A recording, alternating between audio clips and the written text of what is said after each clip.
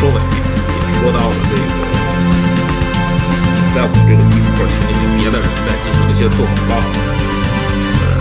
第一呢，还是要提醒大家一下，如果你是在我们群里面看到了有人说背景音乐声音很大，我就调小一点。稍等啊。好，现在我先把它这个背景音乐关了，大家应该听不到了吧？还听得到音乐吗？应该没有了吧？我把它这个静音一下，我稍微说一下，因为比较重要啊。首先，我第一个原则就是说，大家一定要小心。上一周吧，从上周周末开始啊，这个一部分的朋友们在我这个 Discord 群里面跟我反映，无论通过私信也好，还是群聊，有很多人都看到了。一些别的不知道应该怎么称呼这些人吧，博主也好啊，包括一些可能都不算是博主，这个的人在我这个频道里面做广告。我之前说过，其实我觉得无论是广告，无论是博主也好，还是说别的想做这种媒体平台的人也好，我觉得就算是能帮忙就帮忙，互相帮助。但是越来越多的朋友呢跟我反映是说，甚至都不是所谓的博主或者媒体平台，就是拉你进去之后呢，向你要么就是推荐一些虚拟货币，要么呢就是推荐一些用朋友们在聊天的时候原话说的比较无厘头的一些股票标的。我刚才实际上也说了，实际上也有一部分的这样的组织也好，或者是机构也好呢，给我发私信啊，鲍威尔来了啊，我快说完了。这些人奉劝这些人就不要再给我发邮件或者私信了，我对这样的就是这种 promote 这样的股票没有兴趣啊。好了，我们开始看鲍威尔的 employment and price stability. Today, the Federal Open Market Committee kept interest rates near zero and maintained our asset purchases. These measures, along with our strong guidance on interest rates and on our balance sheet, will ensure that monetary policy will continue to support the economy until the recovery is complete. Progress in vaccinations and unprecedented fiscal policy actions are also providing strong support to the recovery. Indicators of economic activity and employment have continued to strengthen, and real GDP this year appears to be on track to post its fastest rate of increase.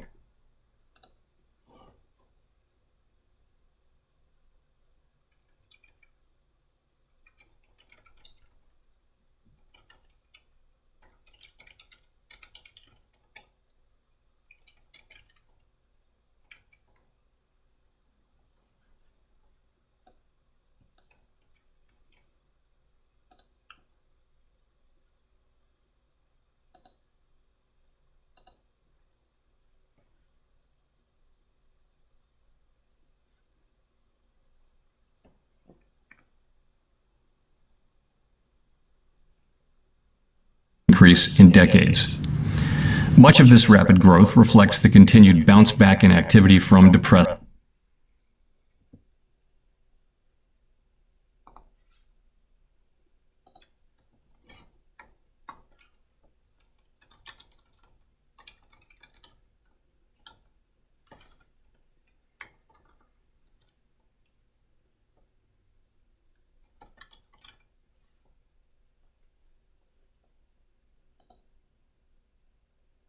levels.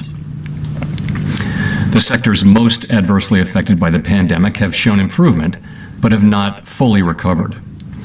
Household spending is rising at an especially rapid pace, boosted by the ongoing reopening of the economy and ongoing policy support. The housing sector remains very strong, and business investment is increasing at a solid pace. In some industries, near-term supply constraints are restraining activity. These constraints are particularly acute in the motor vehicle industry, where worldwide shortages of semiconductors have sharply curtailed production so far this year. As with overall economic activity, conditions in the labor market have continued to improve. Demand for labor is very strong, and employment rose 850,000 in June, with the leisure and hospitality sector continuing to post notable gains. Nonetheless, the labor market has a ways to go. The unemployment rate in June in June was 5.9%, and this figure understates the shortfall in employment, particularly as participation in the labor market has not moved up from the low rates that have prevailed for most of the past year. Factors related to the pandemic, such as caregiving needs, ongoing fears of the virus, and unemployment insurance payments, appear to be weighing on employment growth. These factors should wane in coming months, leading to strong gains in employment. The economic downturn has not fallen equally on all Americans, and those least able to shoulder the burden have been hardest hit. In particular, despite progress, joblessness continues to fall disproportionately on lower-wage workers in the service sector and on African Americans and Hispanics. Inflation has increased notably and will likely remain elevated in coming months before moderating. As the economy continues to reopen and spending rebounds, we are seeing upward pressure on prices, particularly because supply bottlenecks in some sectors have limited how quickly production can respond in the near term. These bottleneck effects have been larger than anticipated, but as these transitory supply effects abate, inflation is expected to drop back toward our longer-run goal. Very low readings from early in the pandemic, as well as the pass-through of past increases in oil prices to consumer energy prices, also contribute to the increase, although these base effects and energy effects are receding. The process of reopening the economy is unprecedented, as was the shutdown at the onset of the pandemic. As the reopening continues, bottlenecks, hiring difficulties, and other constraints could continue to limit how quickly supply can adjust, raising the possibility that inflation could turn out to be higher and more persistent than we expect. Our new framework for monetary policy emphasizes the importance of having well-anchored inflation expectations, both to foster price stability and to enhance our ability to promote our broad-based and inclusive maximum employment goal. Indicators of long-term inflation expectations appear broadly consistent with our longer-run inflation goal of 2%. If we saw signs that the path of inflation or longer-term inflation expectations were moving materially and persistently beyond levels consistent with our goal, we'd be prepared to adjust the stance of policy. The effects of the pandemic on the economy have continued to diminish, but risks to the economic outlook remain. Progress on vaccinations has limited the spread of COVID-19. However, the pace of vaccinations has slowed, and the Delta strain of the virus is spreading quickly in some areas. Continued progress on vaccinations would support a return to more normal economic conditions. The Fed's policy actions have been guided by our mandate to promote maximum employment and stable prices for the American people, along with our responsibilities to promote the stability of the financial system. As the committee reiterated in today's policy statement, with inflation having run persistently below 2%, we will aim to achieve inflation moderately above 2% for some time so that inflation averages 2% over time and longer-term inflation expectations remain well anchored at 2%. We expect to maintain an accommodative stance of monetary policy until these employment and inflation outcomes are achieved. With regard to interest rates, we continue to expect that it will be appropriate to maintain the current 0 to 1/4% target range for the federal funds rate until labor market conditions have reached levels consistent with the committee's assessment of maximum employment, and inflation has risen to 2% and is on track to moderately exceed 2% for some time. In addition, we are continuing to increase our holdings of Treasury securities by at least $80 billion per month and of agency MBS by at least $40 billion per month until substantial further progress has been made toward our maximum employment and price stability goals. Our asset purchases have been a critical tool. They helped preserve financial stability and market functioning early in the pandemic, and since then have helped foster accommodative financial conditions to support the economy. At our meeting that concluded earlier today, the committee continued to discuss the progress made toward our goals since the committee adopted its asset purchase guidance last December. We also reviewed some considerations around how our asset purchases might be adjusted, including their pace and composition once economic conditions warrant a change. Participants expect that the economy will continue to move toward our standard of substantial further progress. In coming meetings, the committee will again assess the economy's progress toward our goals, and the timing of any change in the pace of our asset purchases will depend on the incoming data. As we've said, we will provide advance notice before making any changes to our purchases. On a final note, we announced the establishment of 2 standing repo facilities, a domestic one for primary dealers and additional banks, and another for foreign and international monetary authorities. These facilities will serve as backstops in money markets to support the effective implementation of monetary policy and smooth market functioning. To conclude, we understand that our actions affect communities, families, and businesses across the country. Everything we do is in service to our public mission. We at the Fed will do everything we can to support the economy for as long as it takes to complete the recovery. Thank you. I look forward to your questions.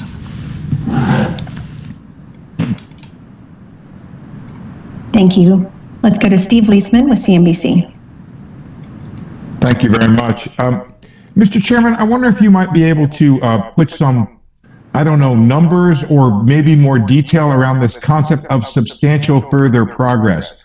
What counts as the progress numerically, if you will, or citing data, if you could, that you cited in the statement today? And if you could be more specific about what substantial further progress would look like, and if that would then lead you to an announcement of an actual reduction in the purchases of your assets. Thank you. Great, thank you. So, more detail on substantial further progress. So, let's talk about the maximum employment part of that. As you know, with maximum employment, unlike with price stability, where we can target a number 2% on average, with maximum employment, there isn't a single number that we can target. We monitor a broad range of data about different aspects of the labor market. There's unemployment among different age groups and such. There's participation, there's wages, there's all kinds of flow data, and we look at all of it to try to arrive at a picture of what is maximum employment. So there isn't, I can't give you a set of numbers, for example, a numerical threshold like we used for a time back in 2012, I guess it was. We didn't do that here. What we said was substantial further progress toward our goals, and what we said was we would keep, effectively, we would give advance warning as we, and more and more clarity as we move forward. And that's what we're going to try to do. So what would substantial further progress be? I'd say we have some ground to cover on the labor market side. I think we're some way away from having had substantial further progress with toward the maximum employment goal. I would want to see some strong job numbers, and that's kind of the idea. If I could follow up, you talked about one side of the equation. Does it mean you feel like you've reached your goal when it comes to the inflation side? Thank you. So inflation is running well above our 2% objective and has been for a few months, and is expected to run certainly above our objective for a few months before we believe it'll move back down toward our objective. The question whether we've met that objective formally is really one for the committee to make. I can't do that by myself. But it's clear that at this time, inflation is actually running above 2%, and again, has been and will be, at least we expect it will, in coming months before returning down toward our target. Thank you. And Saphir with Reuters.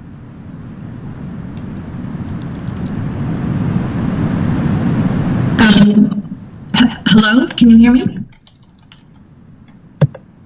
Hello, can you hear me? I'm sorry. Yes, we can hear you. I apologize. I just to follow up on the question, I want to ask, is it correct to see this as the start of the advance notice process, before a taper, and also, can you speak to how the recent surge in COVID factors into your thinking on the taper? Thanks. So, as you know, we're in a process now where what we said is that at this meeting and in coming meetings, we're going to be continuing to assess the economy's progress toward our goals and give advance notice. We'll be trying to provide additional clarity about our thinking, both in the post-meeting statement and in the minutes and in the public comments that people make. Our approach here has been to be as transparent as we can. We have not reached substantial further progress yet, so we're not there, and we see ourselves as having some ground to cover to get there. So that's what I would say. In terms of COVID and the Delta strain, I'll say a couple things. Of course, it will have significant health consequences for many, and we need to keep that in mind before we mention and move to the economic questions. This is rising cases in a number of parts of the country, and some forecasts are for them to rise quite significantly. We'll see. What we've seen, though, is with successive waves of COVID over the past year and some months now, there has tended to be less in the way of economic implications from each wave, and we will see whether that is the case with the Delta variety. But it's certainly not an unreasonable expectation. So it certainly is plausible that people would pull back from some activities because of the risk of infection, dining out, traveling. Some schools might not reopen. We may see economic effects from some of that, or it might weigh on the return to the labor market. Some people might choose. Again, we don't have a strong sense of how that might work out, so we'll just be monitoring it carefully. Thank you. We'll go to Nick Timrose at the Wall Street Journal. Hi, Chair Powell. Nick Timrose at the Wall Street Journal. In your opening statements in March and April, you noted that a transitory rise in inflation above 2% this year would not meet the threshold of moderately exceeding 2% for some time. And I noticed you didn't repeat that qualification last month or today. And so in your view, has the rise in inflation this year met the threshold of moderately exceeding 2% for some time? That would again be a question for the committee, but I would really say the guidance that you're talking about is really the guidance to do with liftoff, right? That's what the guidance is for liftoff. We have to have labor market conditions consistent with full employment, inflation at 2% and on track to run moderately above 2% for some time. It really isn't relevant now. Because we're looking at tapering asset purchases. We're clearly a ways away from considering raising interest rates. It's not something that is on our radar screen right now. So when we get to that question, when we start to get to the question of liftoff, which we are not at all at now or near now, that's when we'll ask that question. That is when that will become a real question for us. Great, thank you. Gina Smialek at the New York Times. Hi, Chair Powell. Thank you for taking our questions. I wonder if you could talk a little bit about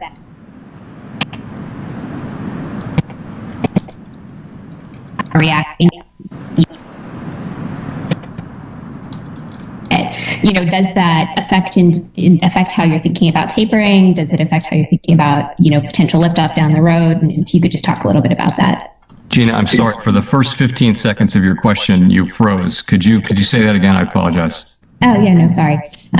So I was wondering if you could talk a little bit about how the divergence in global growth and the sort of multi-speed recovery we're seeing around the world impacts how the Fed thinks about its policies. So do you take into account that sort of multi-speed recovery when you're thinking about tapering QE, and do you take it into account when you're thinking about liftoff?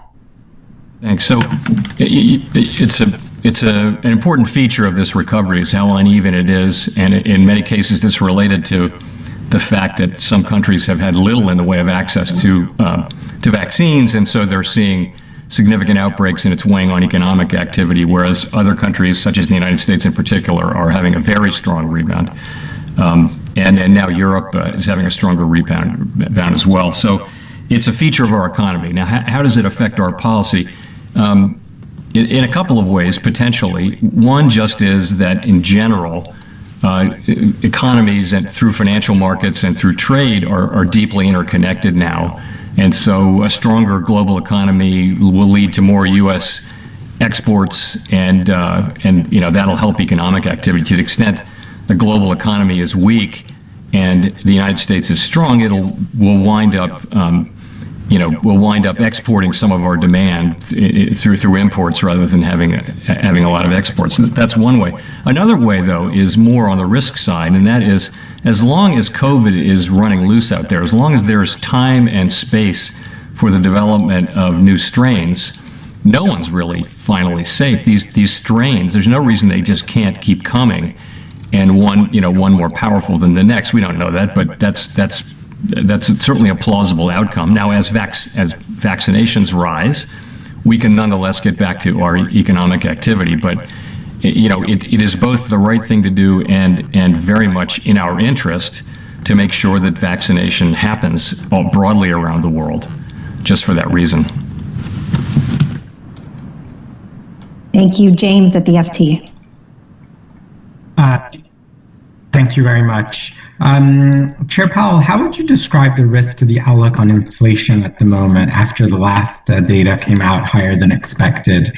Do you believe the risks are tilted to the upside?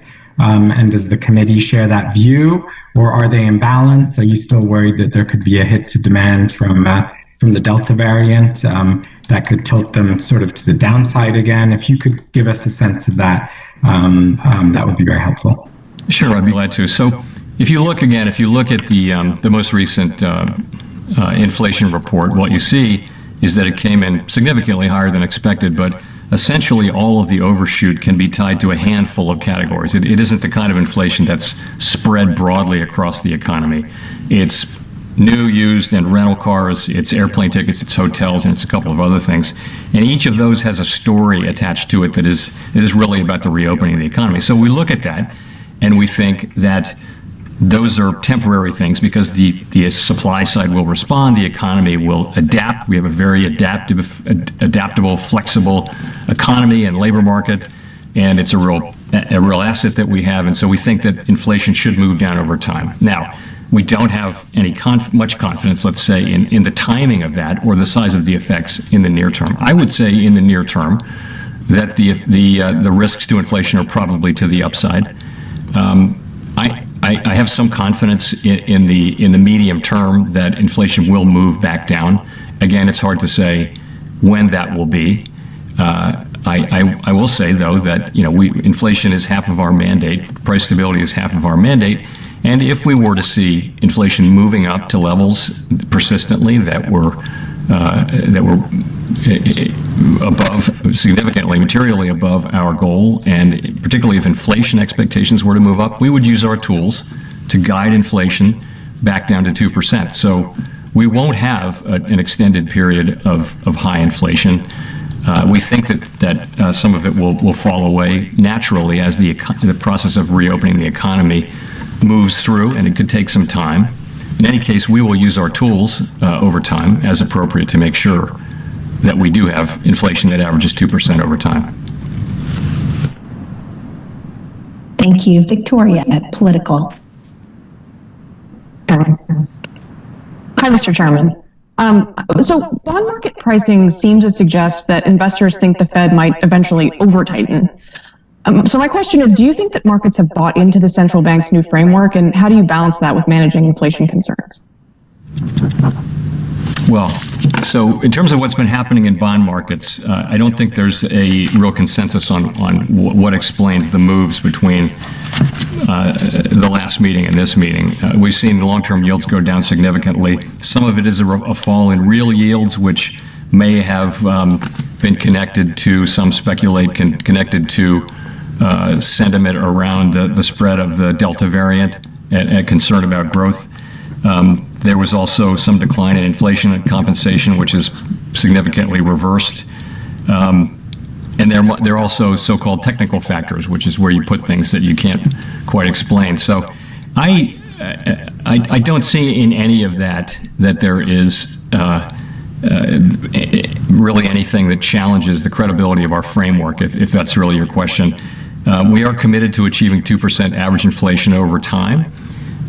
What we said was that, in particular, when we see a very strong labor market, high levels of employment, low levels of unemployment, that won't be enough for us to raise interest rates until we see some inflation.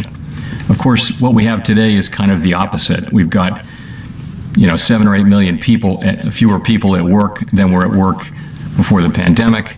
So we're a ways away from full maximum employment, but we have high inflation. So it's kind of the opposite case, and we have to deal with that. Any central bank has to deal with that by looking at the inflation and asking whether it is broad-based and likely to be persistent, and whether inflation expectations are implicated in a way that could cause them to rise. So we're monitoring that very carefully, and we're prepared to use our tools as appropriate. But again, I think our framework is pretty well understood, and I think the real test of it will be down the road when it's time to think about raising interest rates and how we assess that set of issues. Thank you. We'll go to Rich at Bloomberg. Thanks very much, Michelle. Chairman Powell, you just alluded to the fact that you're prepared to use your tools to slow the economy down if need be, if inflation looks like it's getting out of control. I want to just try to understand that in the context of the framework and the forward guidance. Does that mean you'd be prepared to raise interest rates even if we're not at maximum employment at that point? Should you see this danger of inflation? And two, does it also mean you'd be prepared to raise interest rates even if you are still buying assets? Thank you. So there's a part in our statement on longer run goals and monetary policy strategy, which, Rich, I'm sure you're familiar with, which talks about that case in which the two goals are in tension. Most of the time, if you have high inflation, you also have high employment. They tend to go together. This is a situation where they're temporarily in different directions. We're not at full employment, but we are having high inflation. We feel like we're going to be making good progress over the course of the next couple of years, really, toward maximum employment. This is a very strong labor market. If you look at the number of job openings compared to the number of unemployed, we're clearly on a path to a very strong labor market with high participation, low unemployment, high employment, wages moving up across the spectrum. That's the path that we're on, and it shouldn't take that long in macroeconomic time to get there. So that's what I think is really the likely case. Again, it's not timely for us to be thinking about raising interest rates right now. What we're doing is we're looking at our asset purchases and judging what is right for the economy and judging how close we are to substantial further progress and then tapering after that. And the question you ask about would we raise rates if we hadn't finished the taper, hypothetical question, we'd face the circumstance at the time. We could always just, one thing one could do would be to just cut asset purchases all the way to zero if you wanted to do that. But it's just hard. It's hard to answer what you would do without knowing a lot more about the situation. Ideally, you wouldn't be still buying assets and raising rates because, of course, you're adding accommodation by buying and removing accommodation by raising rates. So that wouldn't be ideal. I'll say that. Thank you. We'll go to Edward Lawrence at Fox Business. Thank you, Mr. Chairman. Thank you, Mr. Chairman, for taking the question. So you talk about jobs. You just said that we're on a path to a very strong job market. We have 9.5 million people unemployed as of the last labor market survey and 9.2 million job openings. So what's the disconnect? Is it a skills gap? Is it the extended unemployment benefits? Is it the fact that people just aren't willing to relocate? What is the disconnect there? It's a really unusual situation to have the ratio of vacancies to unemployed be this high, and we think there are a number of things that work there. Maybe the place to start is just to say that this is now not so much about people going back to their old jobs, it's about finding a new job. So that's a time-intensive, labor-intensive process, and there may be a bit of a speed limit on that. There's research that suggests that there is a speed limit on that. So it's not like you can have millions of people at the beginning of the recovery going back in a single month because they're just going back to their old job. This is about job selection, things like that. There may also be some factors that are holding people back, and this is what surveys say. There are people who who are reluctant to go back to work because they still feel exposed to COVID. These could be jobs where there was a lot of interaction with the public, and where perhaps there's a family member who's vulnerable or for whatever reason. There's also caretakers who are where schools are not fully open and parents are at home or taking care of older people. And there's also been very generous unemployment benefits, which are now rolling off. They'll be fully rolled off in a couple of months, and all of those factors should wane. And we think we should see, because of that, we should see strong job creation moving forward. I mean, ultimately, it's unusual to see aspects like the job openings number in a context where there are that many unemployed people. That many job openings would typically suggest a tight labor market. And of course, we hear from businesses all over the country that it's very hard to hire people. And that may be because people are shopping carefully for their next job. I mean, I think the bottom line on this is people want to work. If you look at where labor force participation can get, people will go back to work unless they retire. Some people will retire, but generally speaking, Americans want to work, and they'll find their way into the jobs that they want. It may take some time, though. Thank you. Rachel Siegel at the Washington Post. Thank you, Michelle, and thank you, Chair Powell, for taking our questions. I wanted to follow up on what you said about there tending to be less in the way of economic implications from each wave of COVID cases. Could you elaborate on what you've seen to that end during previous waves? And then looking forward, how vulnerable is the labor market to the Delta variant? I'm thinking or wondering if you have concerns that jobs that may have come back in travel or tourism could be susceptible if people started reconsidering their travel plans, or if caretakers were suddenly faced with the prospect of schools not reopening. How do you see some of those risks going forward? Thank you so much. Sure. So if you remember the summer wave last year of COVID, which was largely southern and western states, the economy just performed much better than anyone expected. We were coming off the spring wave where there were a lot of shutdowns, and then this big second wave hit. And I think the natural thing to do is to expect that it would have a real impact on the economy. It was much less than people thought. What's happened is, first of all, many people are vaccinated, they're going on with their lives. Secondly, we've kind of learned to live with it. A lot of industries have kind of improvised their way around it, particularly, for example, buying a new home. That process of buying a new home very quickly moved to much more of a virtual process. And so they were able to do that. And other industries as well have gone to takeout and, no contact things. So that can all, it seems like we've learned to handle this. Now, I think people would like to get back to the way things were. And I hope to some extent we will over time. Of course, the big wave we had last winter did have significant employment effects, particularly in hospitality and leisure and other entertainment, other areas with a lot of direct contact. A lot of jobs were lost then because that was a very strong wave that happened in the winter months last year, just before the vaccines arrived.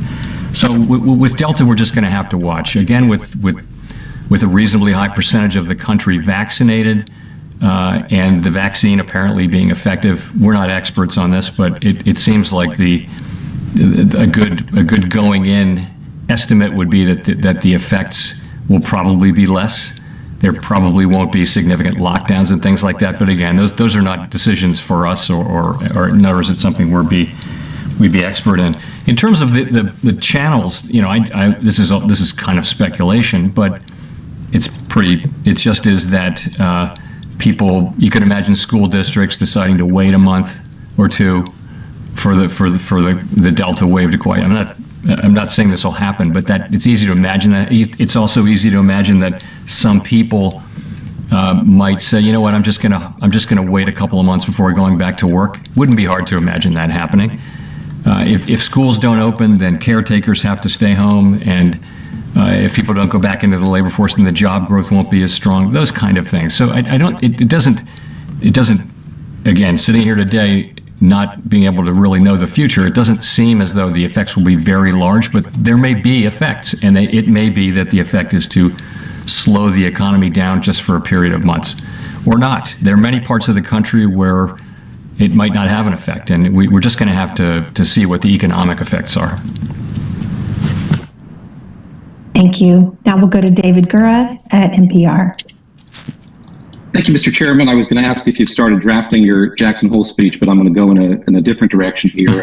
Steve Leisman asked you about semantics, and I'm going to take a cue from him and ask you about the term transitory, because I think of you as somebody who so lucidly explained policies and programs in recent months and made a real concerted effort to explain them to the American public as a whole. I wonder about this term and what you would say to people who don't know it definitionally, don't know what it means, and see prices going up and wonder how long they're going to have to wait. So just some broader definition from you, I'd like to hear just about what it means or how you understand it. And quickly as well, you've talked about vaccines a bit, and your colleague in Minneapolis has placed a mandate on vaccinating employees coming back to that Federal Reserve Bank. And I wonder if that's something that you would like to see or expect to see system-wide going forward. The concept of transitory is really this. It is that the increases will happen. We're not saying they will reverse. That's not what transitory means. It means that the increases in prices will happen. So there will be inflation, but that the process of inflation will stop so that there won't be further. When we think of inflation, we really think of inflation going up year upon year upon year upon year. That's inflation. When you have inflation for 12 months or whatever it may be, I'm just taking an example, I'm not making an estimate, then you have a price increase, but you don't have an inflation process. And so part of that just is that if it doesn't affect longer term inflation expectations, then it's very likely not to affect the process of inflation going forward. So what I mean by transitory is just something that doesn't leave a permanent mark on the inflation process. Again, I don't mean that producers are going to take those price increases back. That's not the idea. It's just that they won't go on indefinitely. So to the extent people are implementing price increases because raw materials are going up or labor costs or something's going up, the question really for inflation really is, does that mean they're going to go up the next year by the same amount? So you're going to be in a process where the inflation process gets going, and that happens because people's expectations about future inflation move up, and we don't think that's happening. There's no evidence that it's happening. All the evidence is that it's not happening. But nonetheless, we have to watch this very carefully because this is, we have two mandates, maximum employment and price stability. Price stability for us means inflation averaging 2% over time, and so we've got to be very careful about that. But I think it's a good point that it's a term. What it really means is temporary. But then you got to understand that it doesn't mean that the increases will be taken back. Some of them will be, but that's not really what it means. In terms of, so we're working virtually here, and we'll be coming back down the road in a couple of months, starting to bring people back here at the Board of Governors in Washington. And, we're going to follow public health guidance and things like that. We really haven't made the fundamental decisions about exactly what that will look like, and it'll depend to some extent on what CDC guidance looks like when we actually do bring people back in. Thank you. We'll go to Michael McKee at Bloomberg TV. Chairman, I wanted to ask you a little bit about your taper timeline, in the sense that you said you want a couple more months of data, and the statement says that the Fed is going to use to evaluate the developments in the two markets in jobs and inflation in coming meetings. Does that suggest that we wouldn't see anything before September or November in your meetings? And I know a lot of people on Wall Street have basically felt you're going to lay out your taper plans at Jackson Hole. Is that the plan, or are we not going to see anything until the fall? So we made any decisions about the timing, and I did not. If I said we're looking at a couple more months of data, I'm not meaning to suggest anything about a particular time at which we might taper, because we really have not made that decision. All I'm saying is that we're not at substantial further progress. There's a range of views on what timing will be appropriate, and those views ultimately track back to people's views about the economy and what will happen as we make progress towards our goal. So that's really what it is. And we will, of course, as we're going to continue to try to provide clarity as appropriate on timing, pace, and composition. But today I've given you what I can give you, because again, this was the first really, I would say, deep dive on the issues of timing, pace, and composition. And it was a good meeting, but no decisions are made, and I'm just not in a position to give you much guidance, really, any guidance on the actual timing.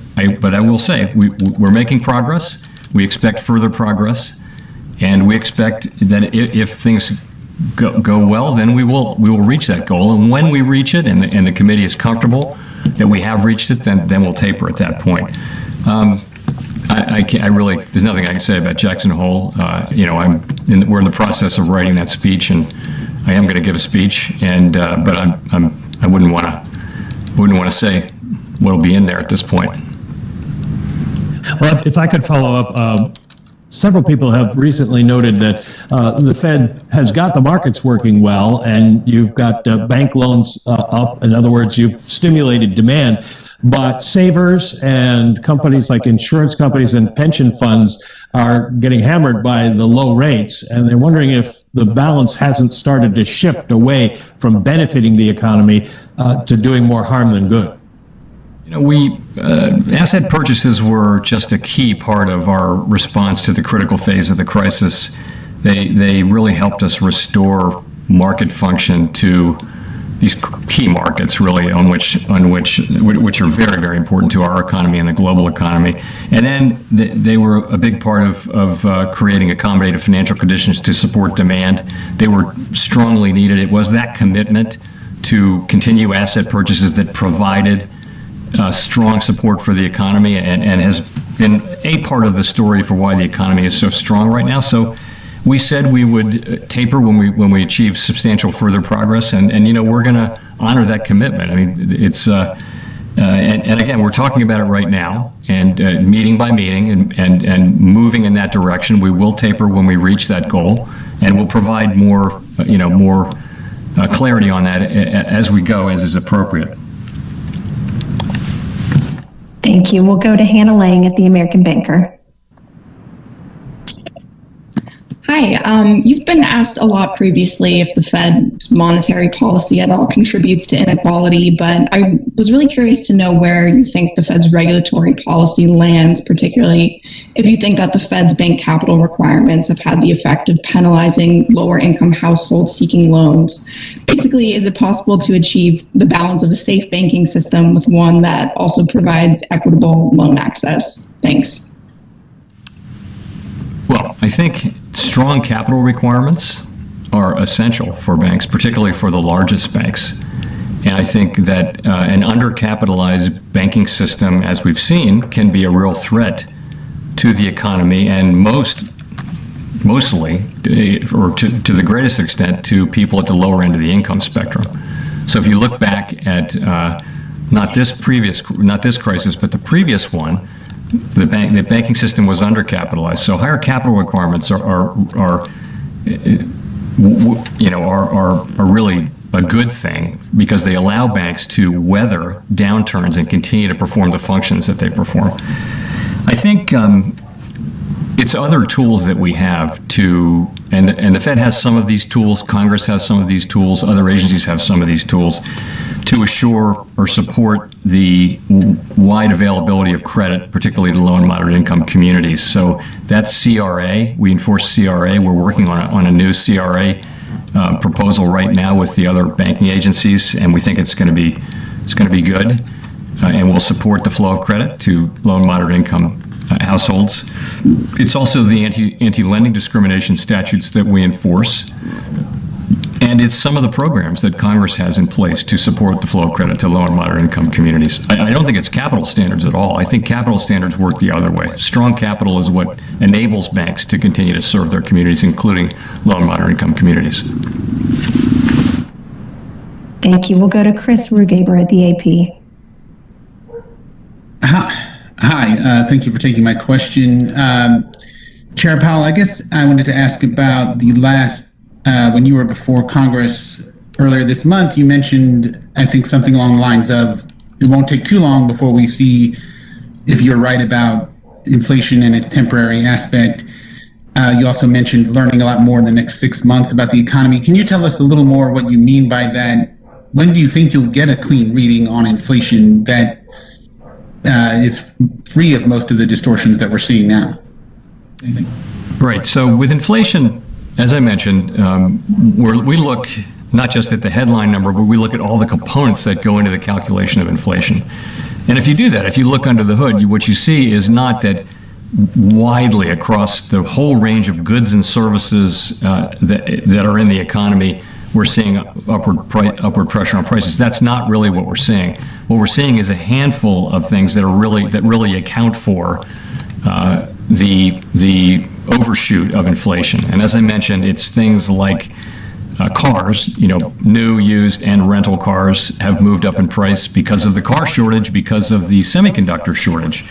And hotels and airfares have moved back up, but that really just is retracing the very large downward movement in prices that they had before. So that's a big part of why the inflation readings are so high, and those frankly don't carry significant implications in the long run for inflation or for the American economy. So what I said was, we're going to see whether these things. We don't need to see everything do what lumber prices have done. So if you look at lumber prices, they went up and then they went down. So what we want to see is these other things. Do the prices flatten out? Do they actually move down? If they flatten out, then their contribution to inflation becomes zero over time, so that they're not contributing to inflation. And so if we start to see those things happen fairly widely among the things that have really moved up quickly, then they won't all happen at once or happen quickly, but we'll know that our basic understanding of the situation is broadly correct. And I don't think it will take, what I said was, I don't think it'll take a very long time to see whether that's the case. It is probably the case that, frankly, the overall reopening of the economy is going to play out over a period of time. This is a world historical event that the global economy is now reopening. It's not going to happen quickly. It's going to take some time, and it's going to be very uneven, as we discussed before. But I think we will know, when we know. But I don't think it will take that long. I don't want to put a number on it. But I do think that if we see those things happening, we'll know that we have the story basically right. Thank you. We'll go to Brian Chung at Yahoo Finance. Sure. Hi, Chairman Powell. Brian Chung, Yahoo Finance. Just wondering if you could provide a little bit more color in terms of how you're thinking about mortgage-backed securities purchases as you inch towards taper. Within the context of home prices continuing to rise, we've heard a lot of people talk about the idea that maybe they'd like to cool off on specifically the MBS purchases.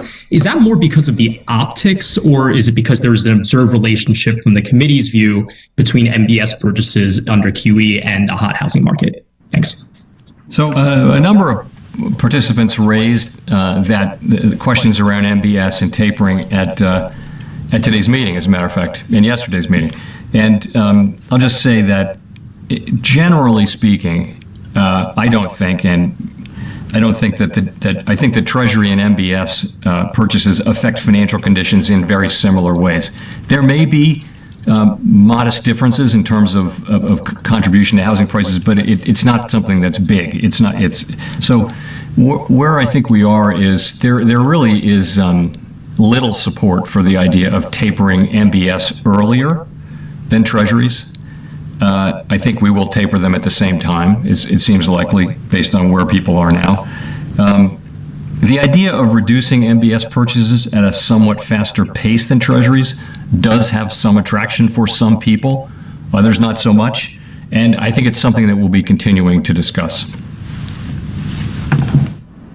Thank you. Let's go to Michael Derby. Thank you very much. Yeah, so I wanted to ask you about the standing repo facility and get your sense of what you think it will do for market trading conditions, and also kind of in a semi-related point. The reverse repo numbers have just gotten even bigger since you raised the reverse repo rate at the last Fed meeting. And, are you concerned to see, nearly $1 trillion a day, pouring in through that facility? So on the standing repo facility, what is it going to do? So it really is a backstop. So it's set at 25 basis points, so out of the money. And it's there to help address pressures in money markets that could impede the effective implementation of monetary policy. So really, it's to support the functioning of monetary policy and its effectiveness. That's the purpose of it, and it's set up with that purpose in mind. Your question on the RRP. So. We think it's doing what it's supposed to do, what we expect of it to do, which is to help provide a floor for money market rates and help ensure that the federal funds rate stays within the target range. It's essentially what's happening is that it just results in a lower aggregate amount of Federal Reserve liabilities that are in banks in the form of reserves and a higher amount of Federal Reserve liabilities in money market funds in the form of overnight RRP balances. So that's all that's really happening there. And we expect it to be high for some time. It's being driven, of course, by the relatively lower quantity of Treasury bills and also the onset of the debt ceiling and the decline in the TGA, things like that. So we don't have a problem with what it's doing. It's kind of doing the job we expected. And you don't see any issues with disaggregating, markets from, investing in private money market securities. You don't like the idea that the Fed's footprint in money markets is getting too big. You don't see any issues there. Not really, not at this point. Private money market funds are choosing to invest because the rates are attractive. At some point, the rates will not be so attractive as the whole rate cluster normalizes, and you'll see it shrink back down. Okay, thank you.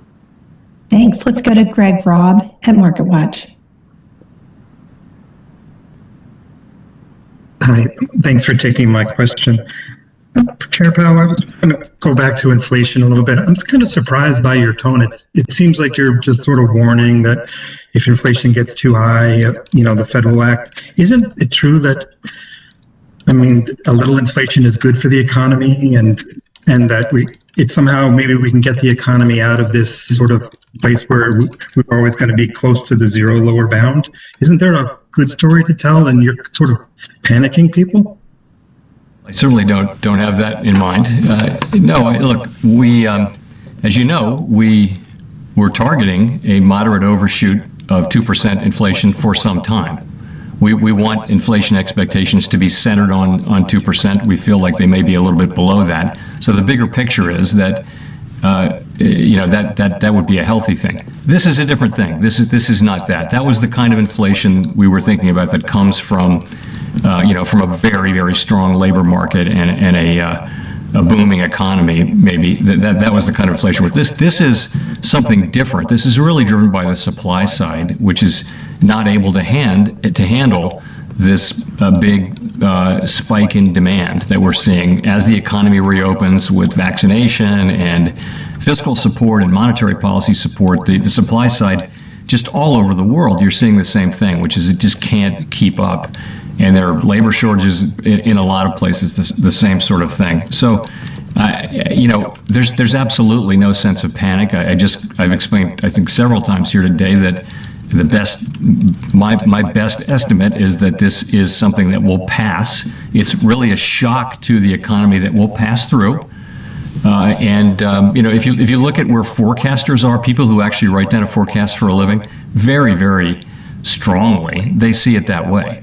Now, we're actually responsible for this, though, so we have to take seriously the risk case, which is that inflation will be more persistent, that it might actually move inflation expectations up, and that we might, that the kind of things that might require a response. We don't see that now, but we have to be on the alert for it, and people have to understand and believe that we will react if we need to, and we will. But again, it's not my base case. My base case is as I've said repeatedly, is that inflation will move back down. And no, we're not. We have not at all changed our view, and I haven't changed my view that inflation running above 2%, moderately above 2%, is a desirable thing. This is not moderately above 2%. This is well above 2%, but it's also not the kind of inflation we were looking for. This is really driven by a supply side shock. Thank you. Thank you. We'll go to Don Lee at the Los Angeles Times for the last question.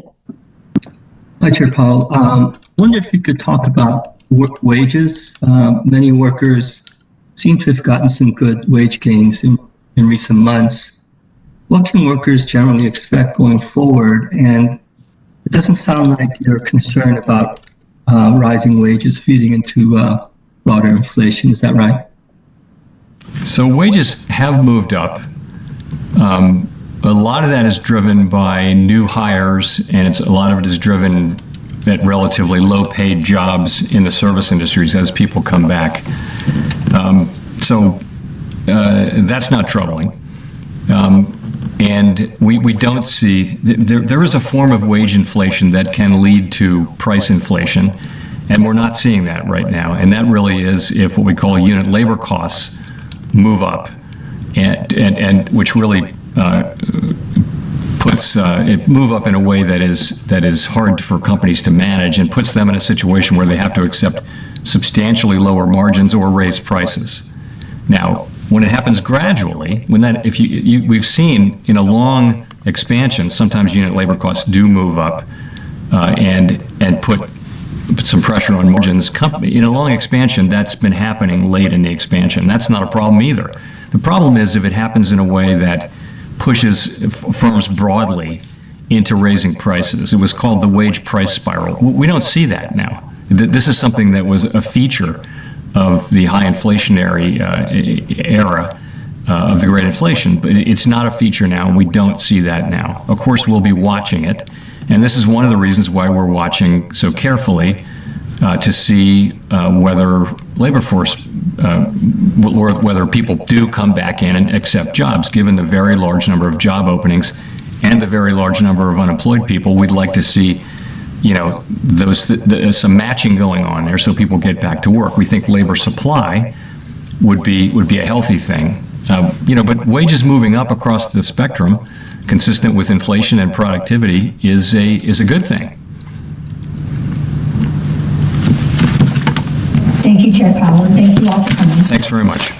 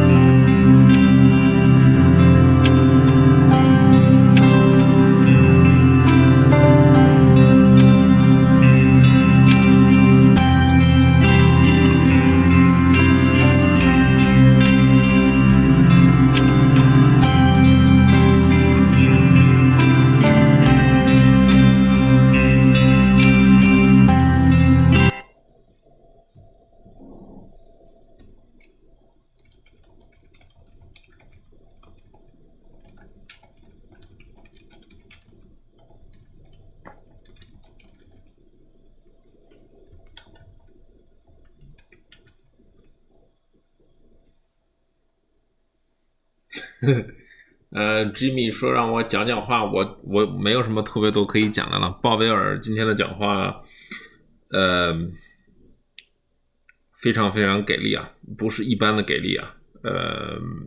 之前的每一次他在非常正式的场合，无论是在 FOMC 的这个做 summary 回答记者问的时候，还是在更正式的在国会做 testimony 再去做这种听证会的时候啊，都是非常非常的柔和，非常非常的鸽派。但是今天呢，我的感觉是更进了一步啊，因为非常明确的告诉大家现在的这种状况，人们在回答一些这个记者问题的这个时候，比如说包括 timeline， 比如说包括 inflation， 因为今天实际上有相当多的问题，相当长的时间仍然是围绕着这个通货膨胀。鲍威尔解释了，现在的通货膨胀并不足以让美联储去有任何实质性的政策变化。原因很简单，是因为现在这一次的通货膨胀和之前所有的历史上的通货膨胀都不一样。主要是由于他们自己的，主要是现在在疫情之后的供给不足，供给满足不了需求这样最基本的供需关系导致的物价上涨，这样的这种情况会随着经济生产的全面复苏慢慢的去自己被解决。所以其实今天他讲的非常重要的这一点反复了几次，就是说虽然现在是 well above 2%， 也就是比 2% 的这种通货膨胀的速度要高很多，但是从美联储的角度讲，在理解了本次通货膨胀背后的逻辑关系之后，第一不担忧，第二认为不需要任何现在 additional 新增的经济手段或者是相关的这种政策的变化去协调或者调整通货膨胀在最近这段时间的走势，认为通货膨胀会陆陆续续的回来。给出的几个行业仍然是比如说机票、酒店、二手车、房子这样的这种相关产业的数据的分析。另外一个就是关于整个 tapering 的这个看法，在美联储内部有了非常充分的讨论，并且仍然不认为在这一段时间会去做出任何的宏观上面的经济调整，这个1200个 billion 的这种购债力度不会改变。曾经有一个人一个记者吧，想去重复他说的 a couple of months 都不会去调整，想用这样的方式去套一点口风出来。但是鲍威尔很聪明，刚才我在这个翻译的时候也说了，第一时间呢回答这个问题，第一时间就说，其实我们并没有阐述说 a couple of months， 并没有这么一个所谓的 imply 或者这样的一个预示，但是整体上至少目前看还没有去这个做 tapering 的打算。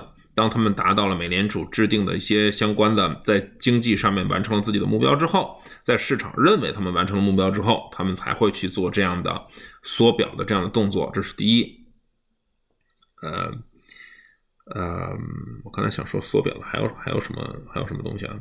第二一个是说，结合了这一回对经济判断的这些经济指标呢，和以往使用的，比如说就业率也好，和以往使用的通货这个消费者信心指数，什么失业率，多多少少还有些不一样。这一回更多的还是要看重这个跟疫情相结合，以及这个其他方面的这样的一个经济表现。所以从这个角度讲，没有一个所谓的 existing format， 没有一个之前在经济学里面固定的一个套路，通过什么样的这种经济数据就可以直接判断现在的这种复苏的这种力度如何。所以在这方面呢，他们显得更加的谨慎和保守。另外一个比较重要的一点就是他今天再一次强调，他应该是强调了，每一次讲话都强调，我相信这是一个非常明显的对于市场喊话的意图啊，就是说在有任何风吹草动的时候，在有任何要去做这种紧缩政策调整的时候，他们都会第一时间甚至早于这个决定开始向市场进行沟通。那么至少在这一次上面仍然没有任何的这种口风的变化，所以我相信啊，至少从这个时间点的角度讲，在未来还会给市场更一步的想象空间。因为我们说这个 FOMC 如果是1个月到45天开一次的话，那么至少在接下来的30天到45天里面相对来说会比较安全。同样在下一次开会的时候直接去调整 tapering 的这样的可能性，照他现在这样的解读呢，应该也不会特别的大。所以今天的讲话是极为的温柔，极为的这个从呵护市场或者说是给人们吃定心丸的角度出发，比之前的若干次的讲话我觉得更加的柔和。所以市场应该是的，因为我没有特别多的时间去看这个现在市场的走势，我们可以稍微看一下现在股指的走势。走的还是可以啊，基本上走出了这种一路向上的走势。同时我觉得至少在本周和下一周结合着今天的讲话，结合着给市场吃了定心丸，尤其是给中小市值的板块吃了定心丸，再结合着这个陆陆续续出来的，至少这一段时间里面这种好的财报要低于预期，或者是盈利的财报要低于亏损的财报，对吧？基于这一点，市场对于现在整个宏观经济和各个公司自己表现的相对来说比较乐观的情绪。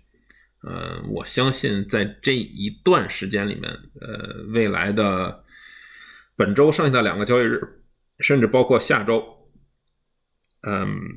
应该会有一波向上反弹的机会啊。我觉得应该是有，当然还是建立在没有其他意外的这种突发性的新闻，比如说某一个板块，像中概股最近，对吧？咱们能说的已经不多了，突然出现的这样的这种利空消息，那么我们放在外，那么对于整体上其他的这些不受影响的这个个股也好，板块也好，我个人现在是认为，在连续性的调整之后，现在应该可以去慢慢的开始去做多，在短期的时间内，我觉得应该会有机会，但是我也一直在说，到了4季度或者到了8月底9月底的时候，尤其到了9月份的时候，那可能态度会慢慢的转变，咱们到时候再说。不过现在来看，在消除了短期的这种恐慌，引起市场恐慌这种可能性，尤其是结合着公司业绩比较亮眼，市场催生新一轮的3大股指的新高，还是在未来的30天里面比较有机会，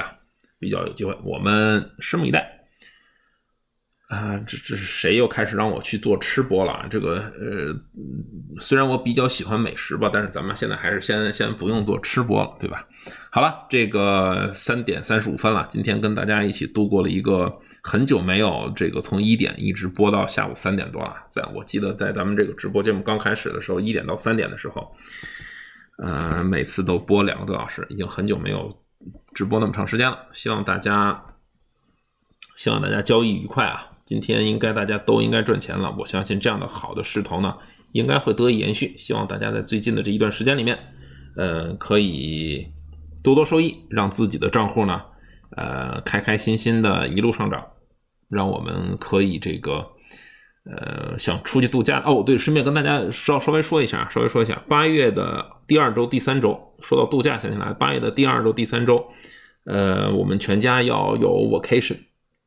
不一定说是这个都直播不了，我相信可能会有那么几天，如果真的是出去 travel 也好，或者是在这个有一些事情安排的话，可能直播不了，但是尽量我还是能直播呢，我就选择这个继续直播，好吗？在这里稍微跟朋友们打一个招呼，因为1年1度，我相信大家也可以理解啊 ，summer vacation， 今年呢是8月的第2周和第3周，到时候咱们这个直播的时间一定会第一时间在这个 Discord 群里和 YouTube 的这个社区里面第一时间跟大家通知，好吧？